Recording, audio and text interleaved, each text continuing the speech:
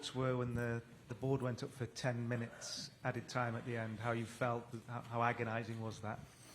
I spoke to the fourth official and said, I think 8 would have been enough. And he said, I think you're lucky with 10. I said, okay, I agree. And there were a few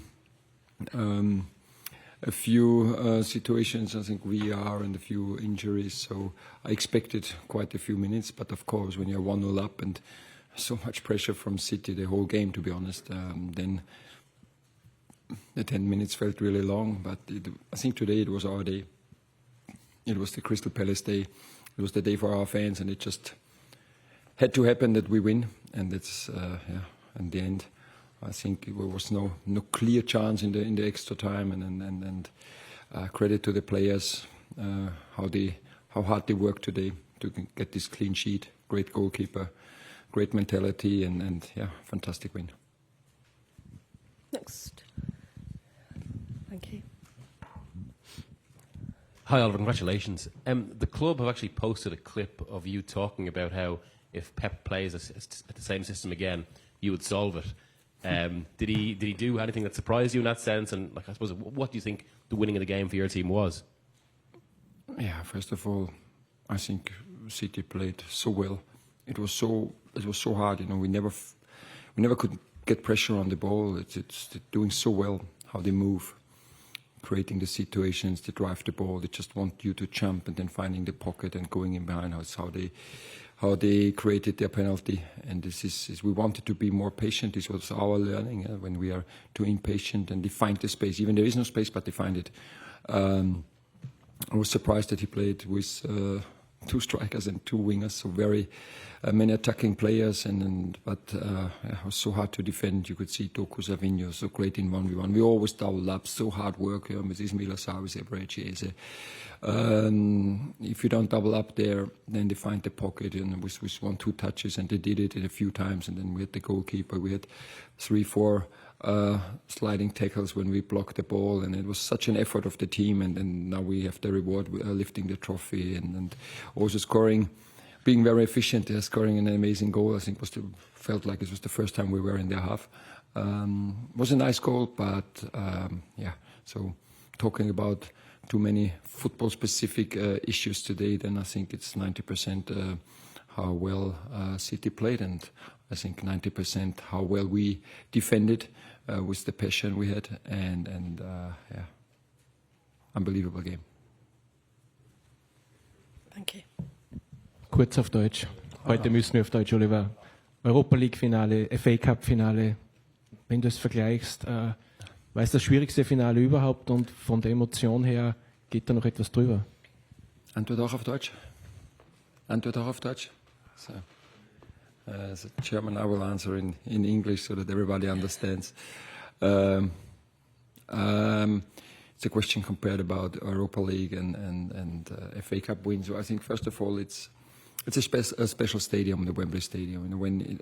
I was here twice, 3 times before, but twice when I watched England playing. It's also a great atmosphere, but it's something special when it's split in 50% Crystal Palace fans and 50% Man City fans. I think everybody could feel this special atmosphere in a very traditional stadium, and everything that happens before the game makes it special. Yeah, when the Prince comes and the national anthem, and the game was tough. The game was so tough, and we were talking about it, how we can find solutions or better solutions at halftime,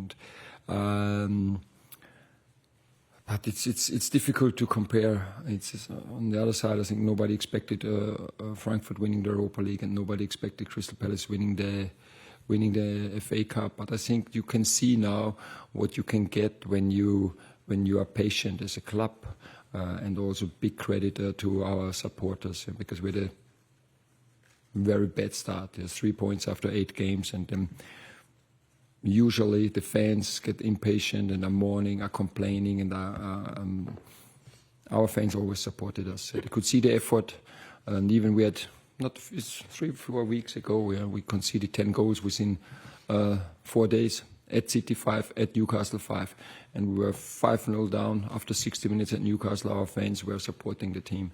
you know. And I think this is this special connection, and then you call it maybe we are lucky in a few times. I think yes, but I think then it's more.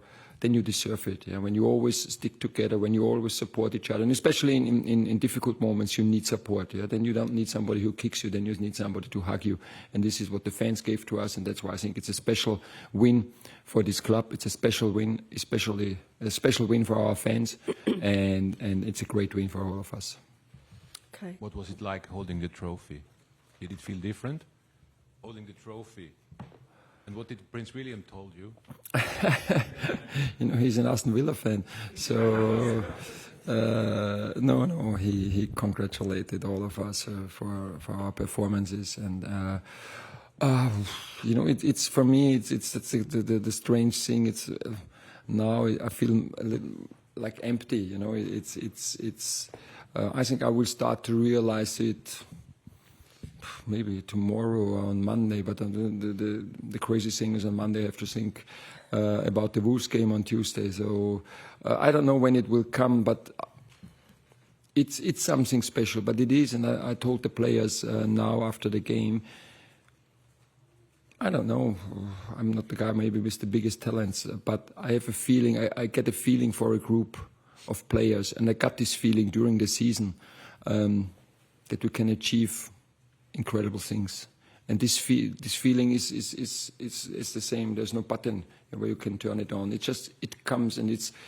I know we have talented players, and we have great characters, yeah. And in the club with such a togetherness, yeah, such a great work ethic, such a great environment, atmosphere, and this I think is fundamental for achieving maybe impossible things, yeah. And this is what a feeling that started in winter, yeah. And also maybe with the experience, with this difficult start, yeah? Because we always stayed together. You know, the players never complained, and we are really demanding a lot from them. And then it started, and then we were in Marbella because we had 3 weeks no game on a short trip. And there I told the players, this is my feeling, yeah. Yeah, and now it happened. So it's just crazy sometimes, but yeah, unbelievable. Sam, please. Thanks. Hello, Oliver. Do you think that the gap is closing a little bit between the top of English football and the teams like Palace, who tend to be in the middle of the table? We've seen Newcastle come up, Villa come up, and it seems to me, as you've proved today, that you can find a way to beat the sort of elite sides. You have to know it better than me because I'm here for 15 or 16 months, and it looks like, I think Pep mentioned it, and you know, if somebody knows if Pep is working here for 8 years, 9 years, he said that the mid-table in England is getting better and better, and the gap is getting smaller, and if Pep says this, I think it's true. Thank you. This gentleman right at the back in the blue jumper.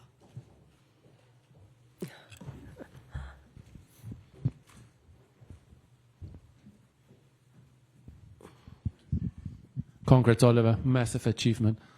Could you please sum up your emotions when you received your medal and you hugged Steve Parish? You look quite touched, and you obviously know what it means for Crystal Palace not winning a trophy for 120 years, and now you're the first one to do it.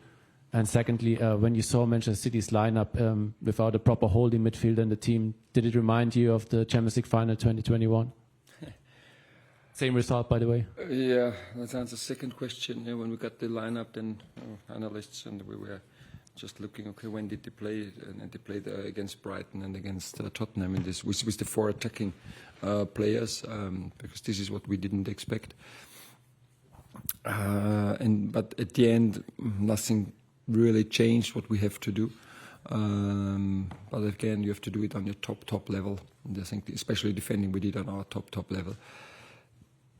And my emotions, and this is, I don't know, it's strange, but I think, in these moments, I don't think about football in a specific way. So for me, and I told this to players.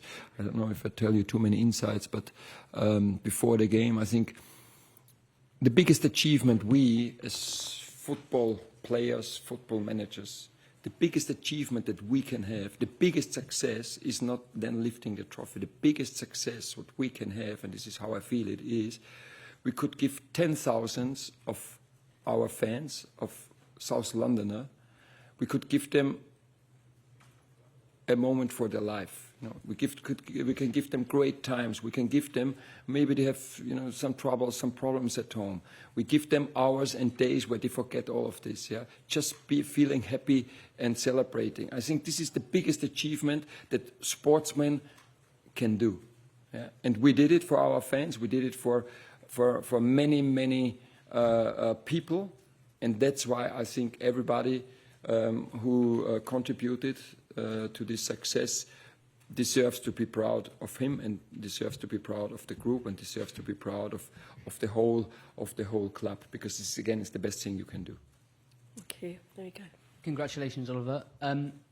You've secured your spot in Europe for next season. That's another competition. You're going to need to recruit. The club has already got a reputation for bringing young prospects in. How much easier does winning this and having European football make that sales pitch for you to help entice players to the club? I don't know. I think, yeah, it will be more attractive, of course. I think Crystal Palace Premier League is very attractive, and we have great players. So let's see what the transfer window will bring. Will be a very busy time, but I don't want to think about it today. Today it's. I hope I start to find my party modus slowly and get the right vibe. I'm really looking forward when I can see my family, because there were many family members were here today, and it's you want to share the good moments in your life. You want to share with the most important ones, and that's the family. So, and then I hope, I don't make crazy things tonight. Okay, we're going to take two more. One from Dom, and one here. Oliver, you've spoken about how important it is to have the connection with the fans, but the volume of the Palace fans when the final whistle sounded, it probably speaks to the fact that the club haven't won a major trophy in their history. So I know that might not be something you've lived with. You've only been at Palace 15 months, and the same is true of some of your players, many of your players.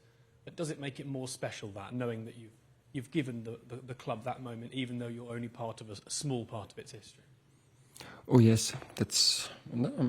Talked about it before. I think when I mentioned we had 2 years ago, we met after 25 years when we won the cup in Austria when I was a player. This connection stays forever. The connection with these players, with the players with Crystal Palace will stay forever. And I'm pretty sure if, I don't know, Jean-Philippe Mateta will watch a game in 30 years at Selhurst, the fans will celebrate him, and he deserves it. And this will be the same with all the other players. And so yeah, it's massive what everyone did for the club, and this is this special motivation. Yeah, we wanted to write history. I think now we wrote really a big chapter in history. Next year we will start to write a new chapter. Yeah? It was the first time playing in Europe, and let's see, because this year 2 English teams play the final, as when I'm right informed.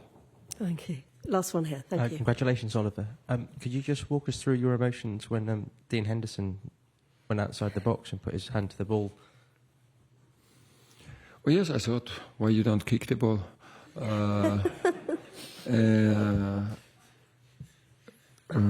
Yeah, these were my thoughts. And then I had my fingers crossed that the VAR doesn't intervene. Everything worked. Good decision? Good decision? For us, definitely. Yeah. On AM, on DAB, via the talkSPORT app and on your smart speaker. talkSPORT.